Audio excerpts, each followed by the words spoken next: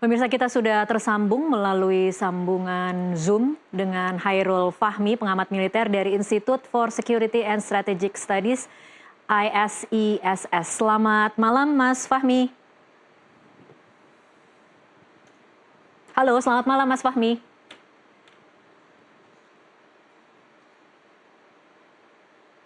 Halo.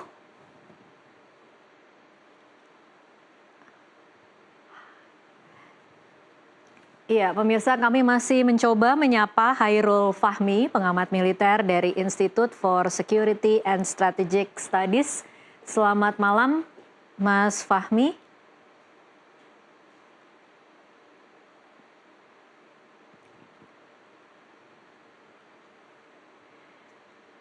Iya, pemirsa, sambil kami mencoba memperbaiki sambungan Zoom dengan Hairul Fahmi, pengamat militer dari Institute for Security and Strategic Studies, kami akan menghadirkan pernyataan dari Gubernur Jawa Barat, Deddy Mulyadi, berikut ini.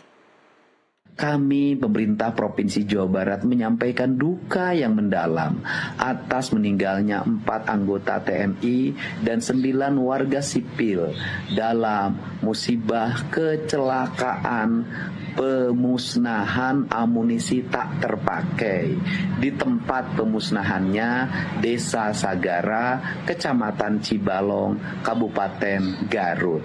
Semoga almarhum diterima seluruh keimanannya, mendapat ampunan seluruh dosa yang telah dilakukannya, dan mendapat tempat yang mulia di sisi Allah Subhanahu wa Ta'ala. Dan semoga keislamannya diterima oleh Allah Subhanahu wa Ta'ala.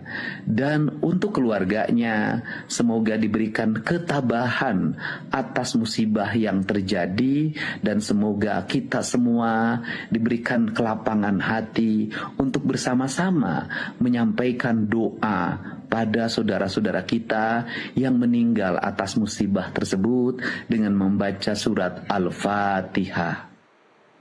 Iya, kami akan kembali mencoba menyapa Mas Fahmi. Bisa mendengar suara saya? Bisa. Baik. Mohon maaf tadi gangguan. Iya, Mas Fahmi, mungkin saya pertama-tama meminta catatan Anda dari apa yang terjadi ledakan amunisi kadaluarsa yang terjadi di Garut hari ini. Iya, secara normatif pemusnahan amunisi tidak layak pakai ini kan merupakan kegiatan rutin yang dilakukan untuk mencegah resiko yang lebih besar ya, karena amunisi yang sudah tidak layak pakai ini bisa sangat tidak stabil, ya mudah meledak dan lain sebagainya yang bisa menyebabkan resiko bagi keselamatan gitu ya. Tapi prosedur yang seharusnya dijalankan ya sesuai dengan SOP ini kan harus sangat ketat gitu ya. Misalnya terkait dengan pemilihan lokasi yang jauh dari pemukiman, ya tentunya jaraknya, yaitu jarak sterilnya itu bergantung juga pada jenis amunisi dan daya ledaknya gitu ya. Kemudian pengendalian penuh atas zona steril, kemudian evakuasi semua pihak yang tidak berkepentingan dari area sekitar. Ini penting ya, mengingat kalau salah satu elemen tadi yang terkait dengan SOP tadi tidak dilaksanakan secara konsisten, ya resiko kegagalan teknis maupun potensi jatuhnya korban akan meningkat drastis gitu ya. Ya kalau kita melihat ya dari video-video yang beredar ya memang tampaknya memang ada kelemahan signifikan dalam pengamanan area yang terlihat dengan masih adanya pergerakan warga sipil di sekitar lokasi yang tentunya menimbulkan pertanyaan serius terkait kepatuhan terhadap prosedur pengamanan dan seberapa jauh sosialisasi pra kegiatan pemusnahan ini sudah dilaksanakan gitu ya. Jadi ya menurut saya kita melihat memang potensi adanya ya unsur kegagalan dalam pengamanan pelaksanaan teknis di lapangan. Baik, Mas Fahmi ini Anda berarti sudah bisa mengatakan bahwa memang ada kelemahan dan kegagalan. Kalau kita kemudian melihat dari apa yang terjadi atau paling tidak kita mencoba menganalisa lokasi, Mas Fahmi. Saya mungkin akan bedah sedikit-sedikit dari apa yang jadi catatan Anda tadi. Dari lokasi, kalau TNI Angkatan Darat mengatakan lokasinya sudah jauh dari pemukiman. Tetapi kenyataannya ada 9 warga sipil, 9 orang ini jumlah yang cukup banyak untuk bisa berada di dekat lokasi dan kemudian akibatnya adalah meninggal dunia. Jadi bukan sesuatu yang bisa diterima dengan penjelasan yang, karena hingga saat ini juga kita tidak mendengar penjelasan apapun ya soal apa yang terjadi dalam prosedur peledakan. Tetapi apa kira-kira catatan Anda tentang lokasi itu sendiri? Iya, sebenarnya kalau dari sisi lokasi ya, memang kalau kita lihat lokasinya jauh dari pemukiman, cukup terbuka dan jauh dari pemukiman warga ya. Tapi apa namanya, yang terpenting kan bukan hanya itu gitu ya, bukan hanya bahwa ini jauh dari pemukiman, tapi eh, akses terhadap pergerakan dan aktivitas warga di sekitar area ini sampai batas tertentu gitu ya.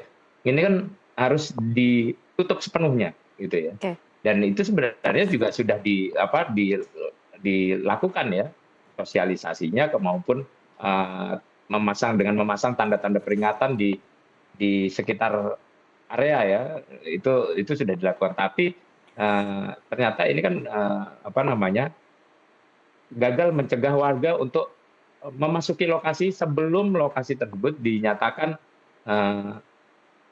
aman sepenuhnya gitu ya. Jadi setelah ledakan pertama, kemudian kalau kita lihat dari video yang beredar kan gitu, dari setelah ledakan pertama kemudian warga berbondong-bondong untuk mencoba memasuki area gitu ya. Ini yang terlihat dan tidak tampak adanya upaya yang signifikan yang cukup gitu ya untuk menghentikan apa namanya pergerakan warga ini. Oke. Padahal pihak pelaksana kan belum menyatakan bahwa areanya aman gitu. Iya, apa artinya mungkin bisa disimpulkan bahwa dari sisi pengamanan saja memang lemah ya, Mas Fahmi? Eh, Pengamanan ini kan meliputi dari apa sebelum ya, selama pelaksanaan, kemudian setelah pelaksanaan sampai kemudian betul-betul dinyatakan aman dan area bisa dibuka kembali. Iya. Nah, ini kita lihat kan apa namanya yang terjadi bahwa sebelum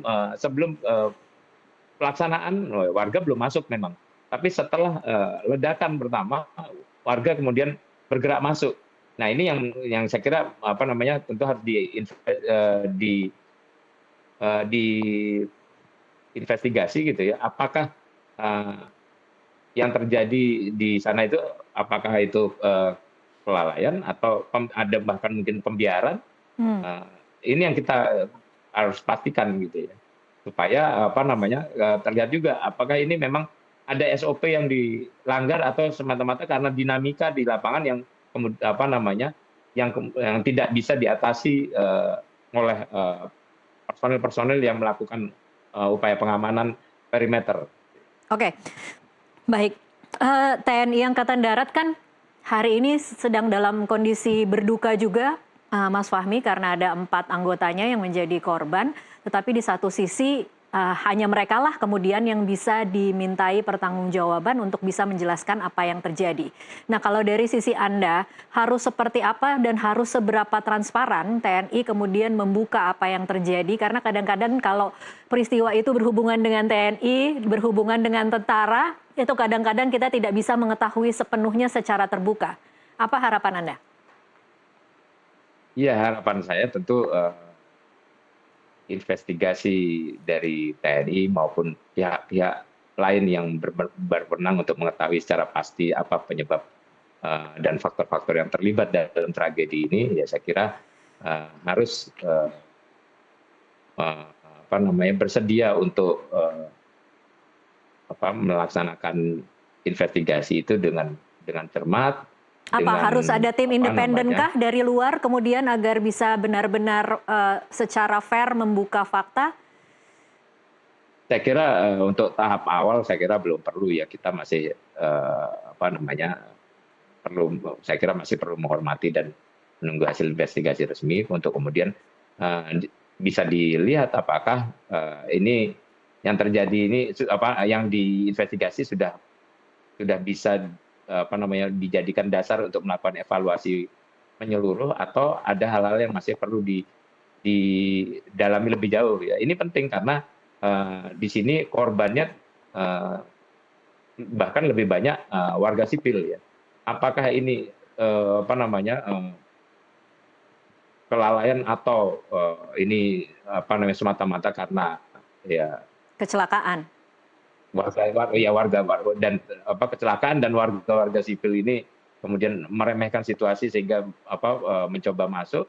Ini Iya. yang apa namanya tentu tetap harus dipertanggungjawabkan gitu ya. Karena kita tidak ingin hal seperti ini terulang di masa mendatang gitu ya. Ini tidak lazim tapi kita berharap tidak terulang. Iya. Oke, baik kita akan break dulu sejenak pemirsa, tetaplah bersama NTV Prime, kami masih akan kembali sesaat lagi.